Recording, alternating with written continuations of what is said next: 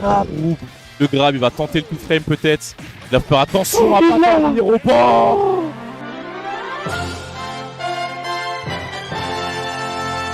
What's up, guys? So for today's video, I'm going to be talking about like 5 characters that I think are underrated the most currently in Ultimate.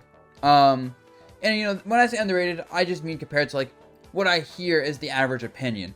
I'm going to use the Smash subreddit tier list as like a reference because this is probably like the average opinion of semi-competitive players. And I know everyone's going to agree with this tier list, no one does.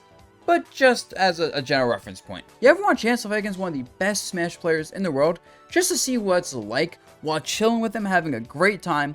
Well, guess what? If you check out the Metafy link in the description below, you can get exactly that with people like me, Leo, Light Tweak.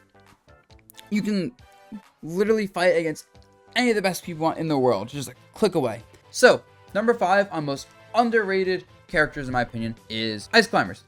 A lot of people will put Ice Climbers around mid-tier, and the thing with those characters, it wasn't until more recently where we realized this character actually is really, really good. If you look at this character, you know, on paper, they're a really slow character that gets walled out. Nana gets murdered. Hell, one of the biggest weaknesses of this character is that Nana doesn't even shield frame 1 when Popo does. Nana shields like frame 2 or 3, which can actually be very relevant in a lot of spots. But yeah, so Nana is very vulnerable to just being stupid and dying, getting cheesed if they're separated. When you recover, like if the opponent was at edgeguard this character, they can get edgeguard really easily. And just, you look at this character and it's like, okay, zone him out, run away, separate him, kill him.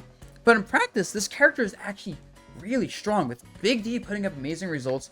And I think the player's name was like Futawari Kia, something like that in Japan. It's a really weird name to say. Anyway, and you look at this character, what they're doing, and this character is actually insane everywhere else. Yeah, this character has insane combo damage.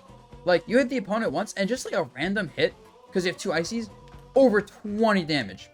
Like, their damage output's insane. They have good combos. They have combos at like any percent. They have really good kill power and setups. And the thing is, those combos are attached to disjointed moves with amazing frame data. They come out pretty quick. They have really nice range. Both in terms of distance and the fact that a lot of the moves arc. A lot of them have very low end lag, and because the attacks are slightly desynced between Ice Climbers, you essentially have very like lingering attacks, making them even safer. And this is attached to a character that also has a lot of unique shenanigans. Like Blizzard's just a great move. You have desyncs, which I can't show off, but you have desyncs that like give this character a lot of pressure because you can do multiple things at once. There's like a lot of things, even just the fact that there's 2 of them means moves effectively like linger when you hit both of them longer, making combos not nearly as effective. So this character has a lot of weird bullshit going for them that's really good. And a lot of characters don't like fighting them. Like, even characters, like, sure, there's some matchups like Mimin versus Ices where it's just like, oh god, what are you gonna do? Steve, like some of the really, really, really good zoning characters. But for a good amount of the cast, if they don't have like oppressively powerful, like safe zoning, Ice Climbers is a problem for them. So that's why they're my 5th most underrated character. So, for my 4th most underrated character, that is gonna be Mii Swordfighter. This is going to be a weird one, I know. And most people think Mii Swordfighter is just not good. You look at this tier list, Mii Swordfighter is like bottom 10. And honestly, I don't blame people. Because for the longest time, people thought the best setup for Mii Swordfighter was Tornado Neutral B, and then you combo that with the Link Up B. I found more recently that the real strategy for Mii Swordfighter is using the Shuriken Neutral B, this down B right here. Like the one that slides forward, because you can combo Shuriken into it. Because it's not too hard to like know if that move's gonna hit and do 20 damage.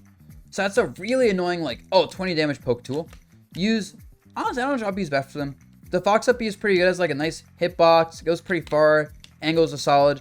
And then there's like the up B that goes up really high, really fast. It's like a good shot option. Does a good amount of damage. So use that. And then honestly, for the side B, you can use the Chakram for ledge trapping. You can use the one where the character kind of jumps forward. It's like really good for like short pressure and mobility. But the point is, there's a lot of good special moves for the character, but I think this right here is the key to this character, like in terms of like making them work. But I remember fighting I forget who it was in Japan. I think it was a Roy player going Mii Swordfighter and just showing me this stuff, and I was like, wow, that's actually really really, really effective. And like this character has quite a good amount of stuff. This character is pretty hard. Not the best combos, but like their damage output is just pretty good. Their kill power is pretty good. Down throw up air is a solid kill combo if the opponent doesn't DI properly, and it's super fast. So people don't DI this move nearly as well as they should. This character's range isn't as much as you'd expect for a sword character, but there's still a sword character. Their ledge trapping with this chakram is really obnoxious. And because you can choose an up B that's good at shield, you can choose a good recovery up B, you can really adjust this character for the matchup. And so it's like, this character's not going to be top tier or anything like that, but this character is just really solid against surprisingly a lot of zoners because this shuriken interrupts a lot of zoning. Good versus close range characters because this character stays out. Very, very solid advantage save versus heavyweights. And the only characters I think they give Mii Swordy like trouble in terms of archetypes is just very fast like hit and run characters that can move around like this more linear zoning and pressure Mii Swordy, who lacks like great get off me tools. Like this snare is not great, not that great, whatever. So up tilt's okay. But like if you're not like able to like really get in like Mii Swordy's zone and like harass them or like out zone them, Mii Swordy is really annoying and quite scary because of these kind of conversions. And I think if there was ever like a top player that decided they wanted to play a Mii, and I think people just don't like playing Miis because I don't know. Something about playing Miis just sounds wrong. Like, yo, I made Mii, bro. But like, if there's ever someone really commits to this character, people will realize Mii Swordy has a lot more to his kit than you'd expect. Number 3 on this list is Duck Hunt Dog. This is definitely a character that people don't even like remember as in Ultimate. Generally considered super bad. And honestly, it isn't until more recently where this character's been getting decent results. So the thing about Duck Hunt is this character like appears not that great when you look at him initially, right? Like it's like, okay, yeah, some pretty mediocre attacks overall. You know, you got some really good specials, but like they're all kind of like weird to use. Like controlling all the specials at once, the amount of like thought you put into like the positioning of like Can and Gunman, using the Gunman RNG is a little bit difficult. And then like side B is a weird move at first. The recovery doesn't seem that great until you realize you have to use like the Can to cover the recovery, which then is like pretty difficult like in terms of like actually doing it properly. So this character is not that strong initially and requires a lot of effort to get good with their entire kit, because the entire kit requires a lot of attention in a lot of places. But when you get good at it, you get access to this character with a really, really strong like control of the game. Like you have all these projectiles at once with a lot of versatility. You can be like doing like, you know, control a lot of stage at once. You can use this for pressure. You can just camp people out and poke them. Hitting someone's shield with like this move can be really annoying because like you can delay the explosions on it to pressure shield. You light shot with that and cover other options when the can's on the field. The fact that like even hitting the can or like the gunman causes hit lag can be used to your advantage to like make moves linger a little bit, I believe, or like cause the opponent's attacks to linger. There's weird mechanics like hitting the can as someone hits the move causes the can to like ignore the move that hit it. There's a lot of stuff going on. And then one of the biggest things is side B.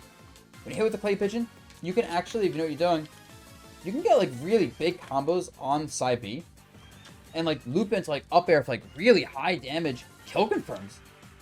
So it requires a lot of practice for sure to get those side B loops down, but you get access to really high damage, safe zoning, stage control, pressure, and then Duck Hunt's buttons are better than they might look. Like this forward air has quite a bit of range. This back air has pretty damn good power. This up air is a phenomenal kill move. Mostly because like they work well with how Can covers the ledge. So yeah, it's a weird character. And this is a character that takes a lot of time to develop, so I'm not surprised people don't realize this character is good. I don't know, I've been running to a lot of Duck Hunts lately at tournaments, and I'm always like, this is a lot more annoying than I realize. It's just hard to hit this character, and this character can be so dangerous. So yeah, that is why I think this character is significantly underrated. Third most underrated character in my opinion right now. Alright, so second most underrated character in the game, Little Mac.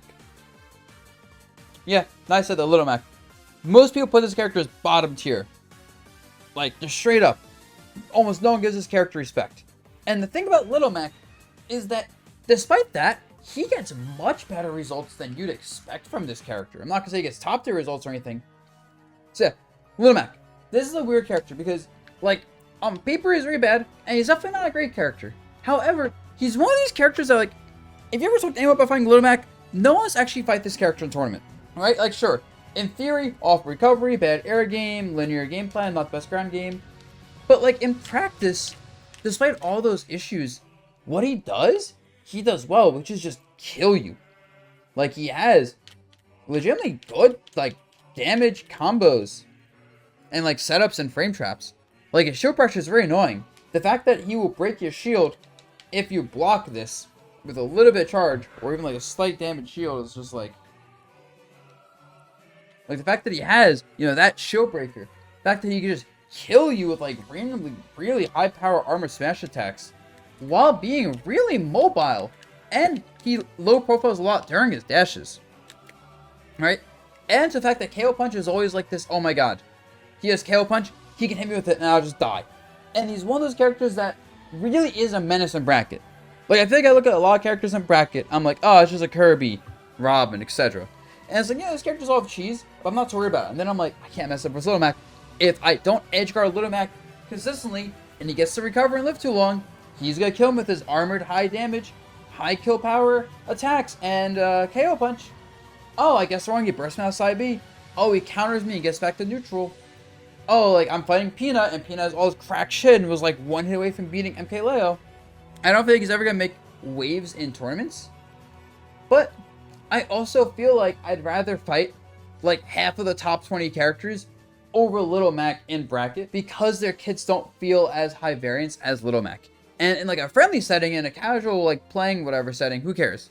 But a tournament setting, that high variance is really scary. The fact that you can just be like losing to a Little Mac who got a couple really good reads and good plays, terrifying. Alright, and for my most underrated character in Ultimate, that is going to be Bayonetta.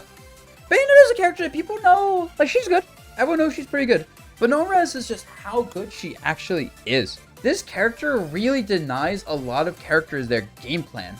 Because she has so many tools where it's like, you can't do this. Like, oh, you can't jump, because side B. Can't hit my shield, because up B. Can't do projectiles like mid-range or a down B and get close with that. Can't be off stage, because crazy edge guarding. Can't be like right above her, because up tilt. Can't be whiffing buttons this range, because side B. Like, she has so many ways to punish the opponent for what they're doing, and then convert that into insane damage due to her combos. The fact that she is really difficult to, like, master combo routes that can kill means she's not a pick up and play character. And especially compared to Smash 4 where she was so broken that anyone could pick her up and play and be, like, good with her, means that it's like, you have to be really dedicated to the character, and most people weren't expecting that in this game. She just got buffed a lot. Yeah, so she has all these tools. She has pretty good buttons overall. Frame 1 Bats Within is insane for escaping combos and all this nonsense. Her recovery is really good. Her general disadvantage is amazing. A lot of characters, if she gets a lead versus them, like, she's just not getting beat. Like, she's just too hard to hit.